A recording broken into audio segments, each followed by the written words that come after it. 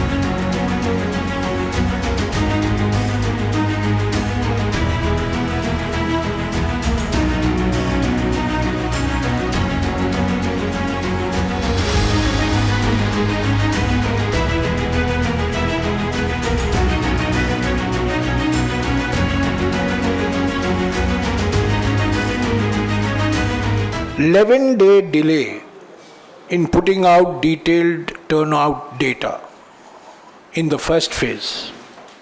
4-day delay in putting out detailed turnout data in the second phase is unheard of, unprecedented and unacceptable. But the Election Commission has put out the data last night. Better late than never. We hope this will not be repeated in the third phase, fourth phase, fifth phase, sixth phase, seventh phase. I don't want to read much into the delay. I know they are very busy dealing with complaints of the Congress party because we are giving almost 18 complaints a day. Almost every day we are giving 18 complaints. Pipeline में सारे हमारे ही complaint हैं, तो मैं जानता हूँ उनको और किसी की चीज़ के लिए समय नहीं होगा, पर मैं उम्मीद करता हूँ कि तीसरे चरण के लिए 7वें चरण तक ये जो विलम्ब पहले और दूसरे चरण में देखा गया है वो दोहराया नहीं जाएगा। पहले चरण के बाद जो नतीजे इलेक्शन कमीशन की वेबसाइट पे आए हैं कि कितनी परसेंटेज वोट हुई वो 11 दिन के बाद आए हैं, और केवल इतना ही आया कि इतनी परसेंटेज वोट हुई, कितने वोट पड़े हैं वो वेबसाइट पे नहीं दिखाया गया।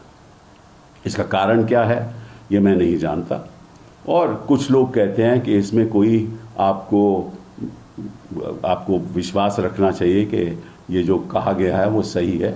हम विश्वास रखेंगे, लेकिन इतना ज़रूरी है कि इलेक्शन कमीशन को एक प्रेस कॉन्फ्रेंस के द्वारा ये बताना चाहिए कि 11 दिन क्यों लग गए, क्योंकि मैंने कई पूर्व इलेक्शन कमिश्नर से बात की है। उन्होंने कहा है कि हम जब इलेक्शन कमीशन में थे तो तुरंत या तो उसी शाम को या अगले दिन सुबह वेबसाइट पे नतीजे आ जाते थे कि कितने लोगों ने वोट किया है, तो 11 दिन क्यों लगे।